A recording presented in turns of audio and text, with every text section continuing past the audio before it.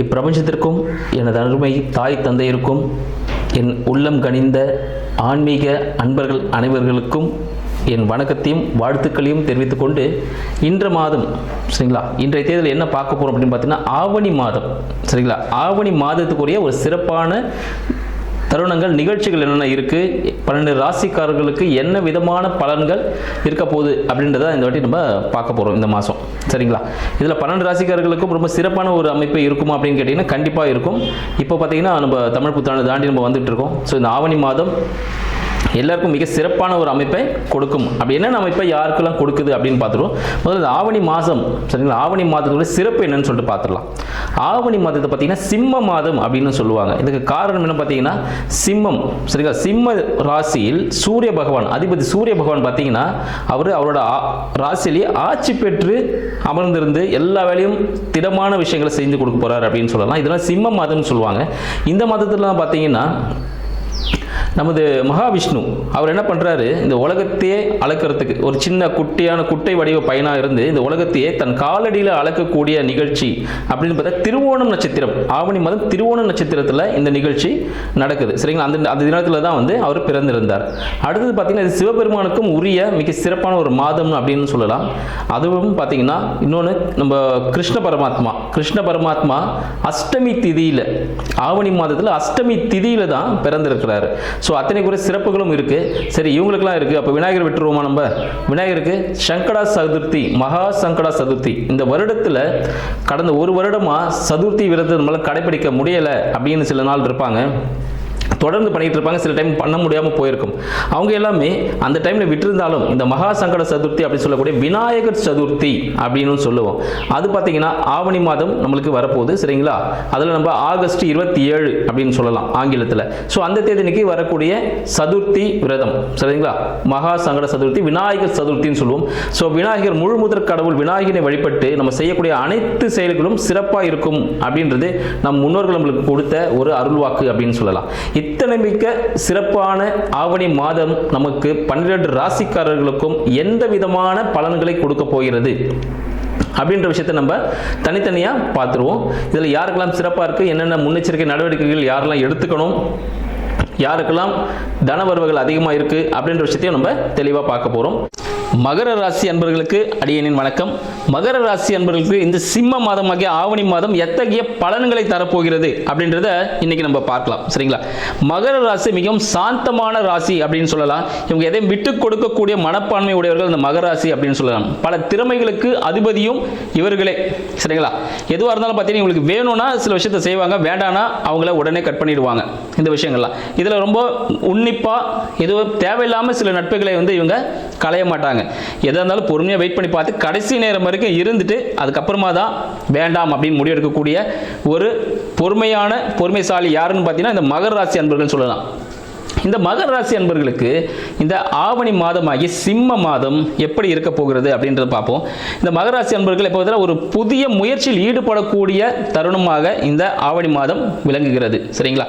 இந்த மாதத்தில் இவர் என்ன பண்ணுவார், புதுசாக ஏதாவது முயற்சி பண்ணுவார். என்ன முயற்சி பண்ணுவார், அப்பாவுக்கு ஏதாவது விஷயங்கள் செய்யலாம், இல்லை இவருக்கு பிடிச்ச சரிங்களா இவர் விரும்பக்கூடிய இஷ்ட தெய்வங்கள் கோவில்கள் தரிசிக்க செல்லலாம் அப்படின்னு சில விஷயங்கள் இருப்பார். இல்லைன்னு பார்த்தீங்கன்னா தம்பி சம்பந்தப்பட்ட விஷயங்கள், தம்பிக்கு ஏதாவது செய்யலாம், தங்கச்சிக்கு ஏதாவது செய்யலாம், இல்லை அவங்களுக்கு ஏதாவது முயற்சி பண்ணி அவங்க ஒரு வாழ்க்கையில் நல்லபடியாக கொண்டு வருவோம் அப்படின்னு சொல்லிட்டு.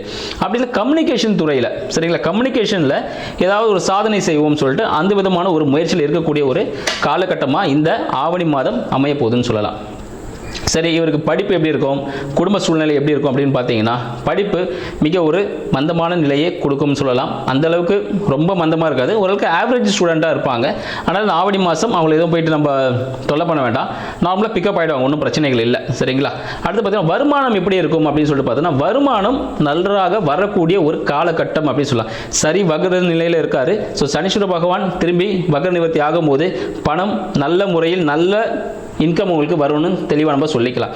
அடுத்து இவங்களுக்கு வீடு வண்டி வாகனம் சார்ந்த விஷயங்கள் எப்படி இருப்பதா மிக அனுகூலமான ஒரு நிலையை கொடுக்கும். வீடு வண்டி வாகனங்கள் இவங்களுக்கு பாக்கியமாகவே இருக்குது. இவங்க தந்தையை தினமும் ஏதாவது ஒரு பொருள் வாங்கி கொடுத்து அவரை சந்தோஷப்படுத்தினாலே இவங்களுக்கு ஒரு பாசிட்டிவான விஷயம் நடக்கும். மற்றவங்களாவது இந்த கோயிலுக்கு போகணும் பண்ணணும் அப்படின்லாம் இருக்குது. ஆனால் இவங்களுக்கு அது மாதிரி விஷயங்களே இல்லை. இவங்க ஒன்றுமே இல்லை. அவங்க வீட்டில் தந்தை இருக்காருன்னா அவருக்கு சின்ன ஒரு கிஃப்ட் வாங்கி கொடுத்தாலே இவங்களுக்கு என்ன நடக்கும், ஒரு பாசிட்டிவான ஒரு விஷயம் இவங்களுக்கு கிடைக்கக்கூடிய ஒரு காலகட்டமாக இருக்கிறது. தந்தை இல்லை அப்படின்னா தந்தையை யாரை நினைக்கிறோமோ சரிங்களா, அவருக்கு அந்த விஷயங்களை செஞ்சு கொடுக்கறது மூலமாக இவங்க அவங்க விஷயத்தை சாதிக்கலாம் அப்படின்னு சொல்லலாம். இன்னைக்கு திருமண காலத்திற்காக காத்து கொண்டிருக்கும் மகர ராசி அன்பர்கள் சரிங்களா, திருமணத்துக்கு காத்துக்கொண்டு மகர ராசி அன்பர்களுக்கு காதல் திருமணம் ஏற்படுவதற்கான வாய்ப்புகள் உண்டு சரிங்களா. காதலிக்க பெண்கள் முன் வருவார்கள், ஆண்களும் முன் வருவார்கள். யாராவது ஒருத்தர் வந்து ப்ரப்போஸ் பண்ணக்கூடிய காலகட்டமாக இந்த மகர ராசி அன்பர்களுக்கு இந்த சிம்ம மாதம் விளங்குகிறது. நிறைய லவ் ப்ரப்போசல்ஸ் வரதுக்கான வாய்ப்புகள் உண்டு. காதல் திருமணங்கள் அதிகமாக நடக்கக்கூடிய ஒரு தருணமாக இந்த ஆவணி மாதம் திகழ்கிறது மகர ராசி அன்பர்களுக்கு. அதனால் பார்த்தீங்கன்னா உங்களுக்கு விருப்பம் இருந்துச்சுன்னா கல்யாணத்துக்கு வெயிட் பண்ணிருக்கோங்க, கல்யாணம் பண்ணிக்கோங்க. ஒரு நல்ல விஷயமே நல்லபடியாகவே திருமணம் நடக்கும் அப்படின்னு சொல்லிக்கலாம். இல்லை நீங்கள் ஒரு பிஸ்னஸ் பண்ண போகிறீங்க, நீங்கள் கூட்டு ஜாயின் பண்ணி ஒரு ஃப்ரெண்ட்ஸ் கூடவே யாருக்கிட்டயோ ஃபேமிலியோடு சேர்ந்து நீங்கள் ஒரு ஜாயின்ட் பிஸ்னஸ் பண்ண போகிறீங்க அப்படின்னு பார்த்தீங்கன்னா அதுவும் உங்களுக்கு லாபகரமானதாகவே இருக்கும். நீங்கள் என்ன சொல்கிறீங்களோ அதுதான் அவங்க கேட்டு செய்வாங்க. ஸோ அந்தளவுக்கு ஒரு பாசிட்டிவான விஷயமும் அது வந்து நடக்கக்கூடிய ஒரு விஷயமாக இந்த மகர ராசிக்கு இந்த ஆவணி மாதம் அமைய போகுதுன்னு சொல்லலாம். தாயின் உடல்நிலை எப்படி இருக்குன்னு பார்த்தீங்கன்னா தாயின் உடல்நிலை சீராகும். இன்கேஸ் மகர ராசி அன்பருக்கு இதுக்கு முன்னாடி பார்த்தீங்கன்னா அவங்க அம்மாவுக்கு சரியா உடல் உபாதைகள் இருந்திருக்கும். அதெல்லாம் பார்த்தீங்கன்னா இப்போ சரியாகக்கூடிய ஒரு காலகட்டமாக இருக்குது. மருத்துவ உதவியுடன் சரியாகக்கூடிய ஒரு காலகட்டம் அப்படின்னு சொல்லலாம். தந்தைக்கு எப்படி இருக்கும் பார்த்தீங்கன்னா தந்தைக்கும் மகர ராசி அன்பர்களுக்கும் சிறிய முரண்பாடுகள் ஏற்படுவதற்கான சிறிய வாய்ப்புகள் உண்டு சரிங்களா. தந்தை கூட பார்த்தீங்கன்னா சின்ன சின்ன சண்டைகள் வரதுக்கான வாய்ப்பாடுகள் உண்டு. அதனால் பார்த்தீங்கன்னா அந்த விஷயங்களை கொஞ்சம் பார்த்து நீங்கள் பக்குவமாக கையாளுந்தால் வீட்டில் ஒரு சுபமான நிலை. ஏன்னா சொன்னேன் தந்தைக்கு சில விஷயங்கள் நல்லா செஞ்சு கொடுக்கும்போது உங்களுக்கு என்ன நடக்கும், ஒரு ப்ளஸ் நடக்க போகுதுன்னு சொல்லியிருக்கேன். அப்போ என்ன பண்ணோம், அப்போ சின்ன அவர் மனசு கஷ்டப்படாத அளவுக்கு நீங்கள் அந்த விஷயங்களை செய்யும் பொழுது அவர் சந்தோஷம் அடைஞ்சார்னா உங்களுக்கு என்ன நடக்கும், ஒரு பாசிட்டிவான விஷயம் நடக்கும் அப்படின்னு சொல்லலாம்.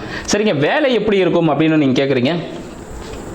வேலை சம்பந்தப்பட்ட விஷயங்கள் மகர ராசி என்பவர்களுக்கு வேலை சம்பந்தப்பட்ட விஷயங்கள் எப்படி இருக்க போகுதுன்னு பார்த்தீங்கன்னா அதுவும் பார்த்தீங்கன்னா ஒரு கொஞ்சம் பிரச்சனையாக இருக்கக்கூடிய வேலைகளாக இருந்தாலும் இவருக்கு மனதுக்கு பிடித்ததாக இருக்கும். இப்போ ஒரு போலீஸ்காரராக இருக்கார் வச்சுக்கோங்களேன், அவர் பிரச்சனை டெய்லியும் சந்திக்கக்கூடிய ஒரு ஜாப் தான் செய்ய போகிறாரு.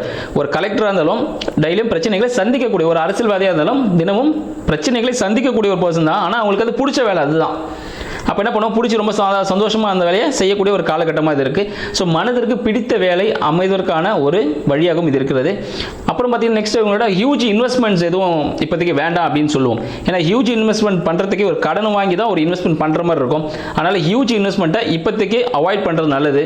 வெளிநாடுகள் செல்வதை இந்த காலகட்டத்தில் தவிர்க்கிறது மிகவும் சிறப்பான விஷயங்கள்.